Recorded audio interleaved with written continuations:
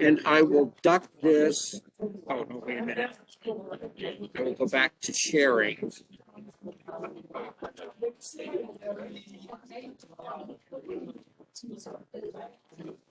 And we'll go back to the presentation. And that's what we get. Okay, if we could sit back down, we'll start our clinic. Good evening, clinic time. Yeah. I don't know. Yeah. Okay. Okay. During the break, I had a fellow walk up to me and say he was a new member. Can you please raise your hand? There he is. It's nice when they walk up with their paperwork in hand to be an NMRA member. That's pretty neat. First time here.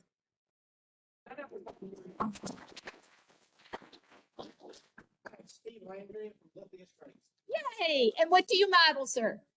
Nothing yet. Nothing. Gonna be HO. Oh boy. Okay. Very good. All righty. John, are you ready to come up and tell us about weathering? All right. Get my junk out of the way here. There you are. It's all yours. Thank you. Can everybody see me? I don't want anything to hear the button. Okay. Good evening. I'm John Bost. I volunteered to do a presentation on weathering. I think I can take this off. Because weathering is kind of one of my favorite things. And I was reading a manual or a magazine from IPMS. I don't know if you've ever heard of the International Plastic Modeler Society, but they have a lot of weathering because they do a lot of military stuff. And it got me thinking, there's a lot of techniques that we all use, and I'm sure you mentioned a couple of them up here, that I use a lot, and a couple that I've never tried, but I've heard about them. So I decided I would, kind of set up an idea of putting a number of these things on the same model. In other words, find a poor kid that I wanted to slaughter and just, cover it with stuff. And if I made a mistake, okay, fine. But I just wanted to be able to say I knew how to do it. And some of it's more trouble. If you ask Steve Austin, he'll say, John, that's more trouble than it's worth. But okay. For those of us who really like to rust things up and really get into the grime, it works pretty good. One that keeps coming up, how many of you have ever tried the hairspray method? Yeah, a couple hands, good. Great people, I like that. And I'm going to go through that a little bit because I had never done it. And I discovered a lot of things about hairspray I never knew. But I want to know what the best combination of types of weathering that went together. And I heard a couple of them up here that was being explained. And I put those on this same model, this poor little kit. And I just wanted to make sure what worked together and what didn't, what paints worked together, because sometimes you run into issues. So that's some of the things I was going to try. The first thing I needed to do was find a victim. And I looked through all my box cars and all my revenue cars, and I said, no, I can't do it. I'm too much of a skin flint. But I'd been to Hobby Lobby, and you've seen the table that has the buy me for heaven's sake, because it's about to go to the trash. Well, they had a kit, and you'll probably recognize it, for $5. And if you've never built an AMT kit, then you're not as old as me. Because that was, my life when I was, dragsters and 58 Chevys and all that. And they had this thing for $5, and I said, okay, you're up, kid. So, open it up and try to do everything to it. This is how it ended up. So this is kind of what we're working on here now. Look at it. And it looks like exactly what I wanted. I want it to look like it had been driven 300,000 miles. And at the end of the road, it stopped right there. And the guy got out and said, okay, thank you very much, and walked off. I said that to one of my Monday group. They said, yeah, and then somebody bought it and restored it to where it was. Okay. The hairspray technique, for those of you who haven't tried it, and like me, you never thought about using it. Basically, the multi-step method, in which you paint the base color of the vehicle that you want, whatever color you want to come through the top color. So in this case, I wanted to look rusty. So I painted the base of the truck a red rust. It's all rattle can, nothing special. I wanted to go cheap. Now, again, that's me. But I also want to use the worst possible products to see, okay, will that work? So I sprayed it 2 coats of rust colored and let it cure both of them for about 4 hours, 5 hours. They don't take that long to cure necessarily, but I wanted to make sure it was fully done. The hairspray on the other end was a new experience. You know what hairspray is, right?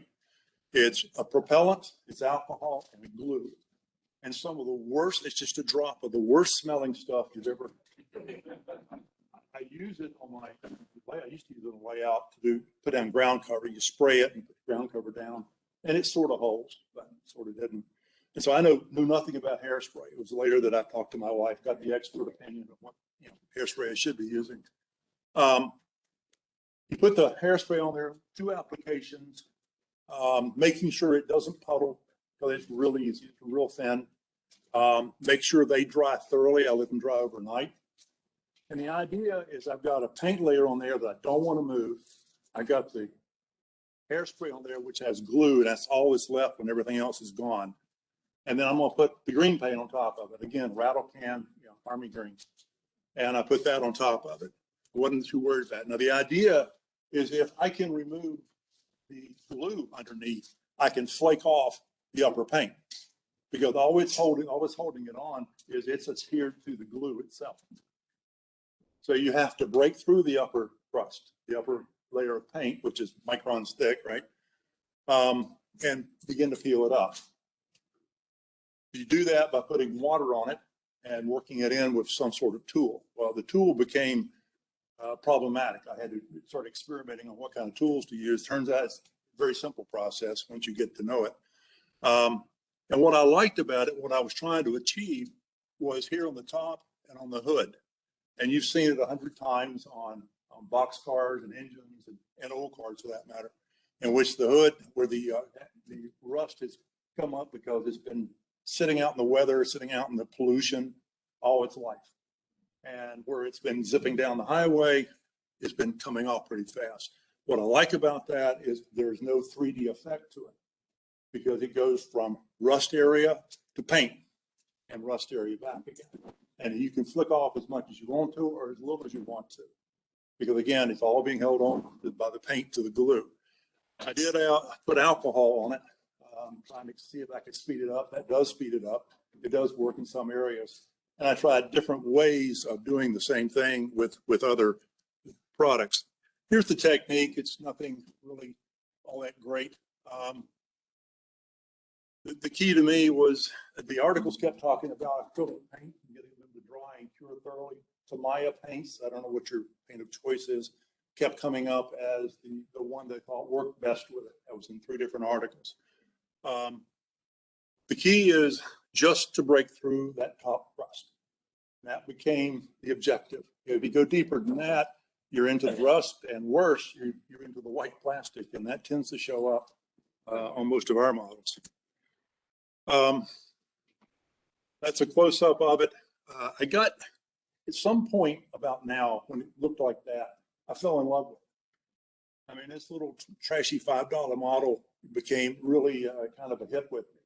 And I said, yeah, I got to do more to this thing. I got to figure out other things that I can kind of tack it with. So I began to finish it. What you're going to notice is the interior has a seat that's torn up and there's springs showing. I mean, it was kind of nuts at that point. Yes, sir. Well, boy, you're straight guy. That's great. I'll get to it in just a second, probably next slide, in fact. Do you have a question? I'm going to wait for the next slide. You're waiting for the next slide.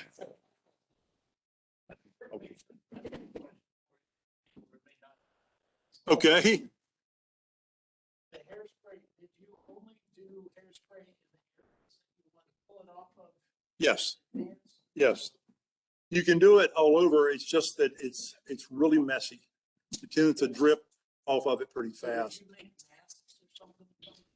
No. I just put it in my spray booth and let go with the hairspray. So And that's explains why I didn't go back in my room for a while because it smelled. Yes, sir. You get it like you like it, then a certain way to like, so that you don't get more coming off here if it gets wet, like a fixture or a dull coat or something. That's probably a good idea. The thing is, the dull coat doesn't come off very quick. It doesn't come off very easy. And you want it, the outside paint to adhere to the hairs. No, that's what I'm saying, but once you've got this, do you put a finish coat on or something so that it doesn't? As soon as that's dry, I put in the finish coat. Yes. Okay, findings, and I'll get to the tool, I promise. Do not use cheap hairspray. How many in this room knew there was, oh, not you. How many people knew there was cheap hairspray? Okay, yeah, thank you, you're ahead of me. My wife had to inform me that, you know, cheap hairspray is just that. It's a really ugly glue that goes in it. And you put it on and it actually can do things to your hair. How would we know? I don't know. So the next move was not my wisest, and I borrowed some of her hairspray. They forgot to take it back, so that was always good. And the better hairspray has glue that is a little more refined. It has particles in it that are much like a good pigment. It's much smaller, so it adheres closer. And when you go to chip it off, it chips off in smaller pieces. So you can really control what happens on the pieces. And when you're on a smaller scale like HO, because this is 1/25th, then you can really control it a whole lot better. The base coat should be completely cured. I should have left it a little bit longer, being impatient. And you'll see a couple of times in which I was trying to scrape off that pot paint, and you'll see a white streak because that's what the plastic was. I did use 400 grit sandpaper as one of the tools. That works good. 600 grit actually was what I went to, with a little bit of alcohol and a little bit of water, like a wet dry kind of combination. That works, but it has a whole new set of parameters you got to worry about. Like if you touch anything that's raised, any surface that's raised, the paint's coming off really quick. And I'll show you an example of it on this little guy. I did try other accelerants trying to figure out, okay, how do I get that top paint off? I don't want to use a tool. I used acetone, don't advise that. It works really well and really fast, and it runs everywhere. So you've got to dam it up and, you know, got to keep it in one location, but it does work. I did finally dilute the acetone to the 1, and it worked a whole lot better. Okay, the tools. I was trying to figure out how to scrape off that top tool, that layer. The number 11 X-Acto is ubiquitous. Everybody has one. It works okay, but the tendency until you've got it, your technique down, is to go too deep, and you end up with scratches. Now that may be good, to Stefan's point. You know, these things do get scratched, so that's okay, but you probably don't want it everywhere. I tried a dental pick. Now a dental pick is a little radical because you take that edge, it's going to dig in really well. But the side of it works because dentists actually do use that, I'm told. So the dental pick was a pretty good item. This has got to be the worst one I ever picked. It's a metal fiber brush that you, like a mechanical pencil, you bring out much more of it when you need it. And it's made to rough up a surface. Well, it really does rough up the surface, but it's way too much for what we're trying to do here. The scriber was pretty obviously that wasn't going to work. It was designed to go deep into the plastic. This little guy was my hero. Now, story behind that. So number 4 brush is an expensive brush, which my granddaughters love. And they paint with, and they don't know how to clean out a paintbrush. So it ruined it. And I said, okay, I have a habit of changing paintbrushes into stirrers when they go bad. And I've got a lot of stirrers now. But this one had a little bit of fuzz on the end of it, a little bit of feathers that wasn't messed up. And I cut it off at that point, thinking it would be useful for something. This is kind of a close-up. What that meant was I had about a 1/16 of an inch bristles and a little metal part behind it that retains it. And that became very, very perfect for what I needed to do. I could put the alcohol and water on it, push down pretty easily. I could control the pressure because the bristles were doing the work for me. And that's how I did the roof and the hood on this car and got some of it just to come off. That was the best tool I had. If you use water and alcohol, it's probably the easiest. Just take a brush. It doesn't have to be inexpensive, and just cut off the bristles. I did other things to it. Again, at some point, I fell in love with it, so I started doing everything I could to. The windshield, I did the usual where you cut the shape with a pair of dividers and make a cover, a mask for the windshield. I use pan pastels a lot. I never use anything. I don't like using black or white. Everything is either some shade of gray usually because that scales better when you're looking at it from an HO 300 foot kind of thing. So I did the windows. One thing we won't run into in our trains, I know, is chrome parts, but it taught me something. The chrome parts are real slick, because the chrome is on them. So I sprayed them rust colored and did the reverse of the hairspray. I put the hairspray on it, sprayed them rust. After it dried, I went the same brush and took off where I wanted the chrome to shine through, as if it was decayed. So it was a reverse process. It worked really well, which taught me that there's probably more to be had if we had a slicker surface underneath that paint. It'll adhere, but it'll still come off pretty easily. I did use an airbrush in parts of this just to compare the type of rust and what it looked like. At the time I used Model Master. I think that's now obsolete paint, but you can use your rust color of choice. And it does a good job. It doesn't have any chemical interactions or anything like that. Here is where on the door I use sandpaper. This was, by the way, number 11 Exacto. You can see it's horizontal. It's definitely a scratch rather than a lift up. And it looks okay if that's what you want to have happen. It doesn't work for larger areas to give a more subtle touch to it. The door itself, I used 600 grit sandpaper, thinking, okay, this will take a little bit. I put water on it and alcohol on it and began to move it around. It did take off the paint. It also took the paint off here and here. Wherever there was a panel line, it was raised a little bit and took it off. I had to go back and fix that. But it did work. It's a broad area. It looks like the door is just beginning to give up with the rust. I also, and you can see it better on the model, use what is called iron oxide paint. How many people have heard of that? Good. It's made by Model Masters, and it's iron oxide paint. What it is like an emulsion that has iron particles in it. It's kind of thick, so sometimes you have to thin it down and use more layers. But it does a good job of forming rust because it's iron, and when it rusts, it actually forms real rust. Who knew that rust scales? The color scales pretty well. I use it on bridges, deck bridges especially. But I wanted to see how that looked on this thing compared to some of the other rust. And I put it on the hood, and again, you'll see it better on here. It has an accelerant that comes with it that you can put on it after it dries. What I typically do is I put 2 coats of this on there, let it dry thoroughly, put on the accelerant, and that affects the iron and causes it to rust much faster. All you have to do if you don't want to use the accelerant is just wait. And the only caution there is after you're finished with this, it doesn't know you're finished. So it will continue to rust and rust and rust until it runs out of iron particles, which isn't a bad thing. It looks kind of good.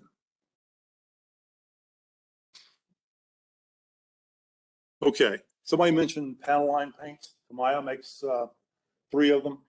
One's a black, one's a gray, and one's a white. I felt I used them on this thing. I had gotten them just out of a curiosity. When I got to this point around the roof, guttering, the handle, the vents in the front, they kind of disappeared under all the crud. And I used the panel line, which if you haven't used it, it's like a real thin ink, India ink, with a very, very small brush inside the bottle. And you touch it to a panel, say here, and capillary action will just draw it around. And you can do it on either side.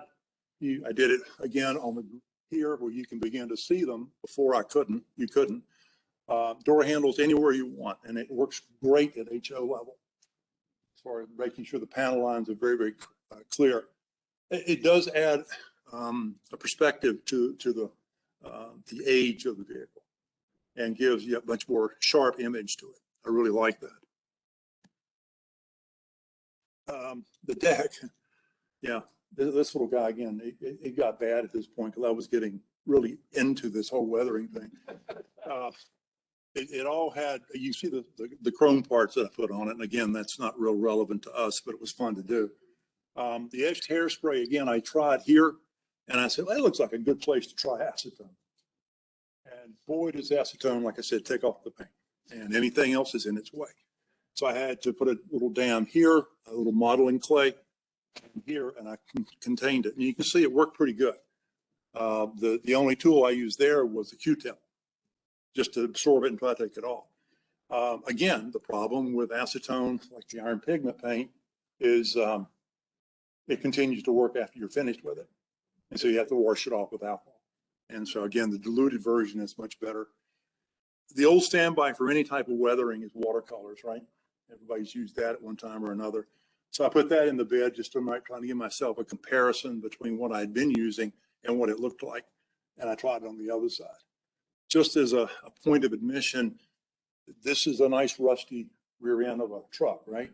Problem was that truck in reality had fiberglass in it. Didn't find that out until I looked it up later. But that was not the purpose, right? On the door, this is where I got happy. Because this was, up here was sprayed. Here was scratched. You can see the side, the horizontal scratches. Here I used the iron pigment paint. And you can see there's a 3D effect to it. Now, what does that look like? It looks like that body just about to give up. It's rusting from the inside. It's bulging out.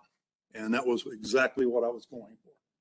Now, it's a little different on here again, a little bit, because it continues to work. And I wanted to bring it back to match this. So I did put some pan pastels over that in combination of the two. And it blended in a lot better. But I was real happy when I saw that. And the tires are flat, as you can see. So this is the finished product. Like I said, I couldn't just pack it apart and not finish it. So it's got leaves in the back and the log and messed up seats and all that good stuff. But I was real happy with the way it turned out. It taught me a lot about what the potential is for us to get in there. If you want to get serious and dig in on your vehicle or your car, engine or whatever, there's a lot that could be done. And I titled it End of the Road, because that's about where it got. And me and my 10-minute diorama. Okay, not a lot of detail. Okay, any questions?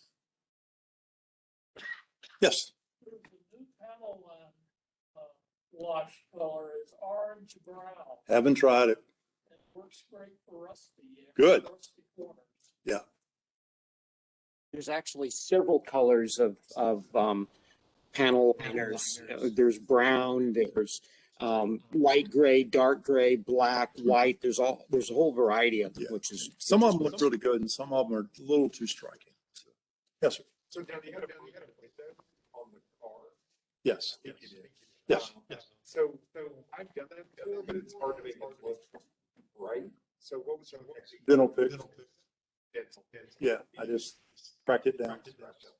Mhm. Thank you very much. I appreciate it.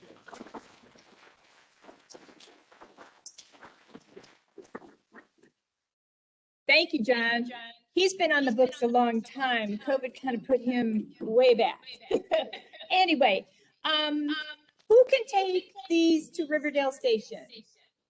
Anybody? Oh, okay, very good.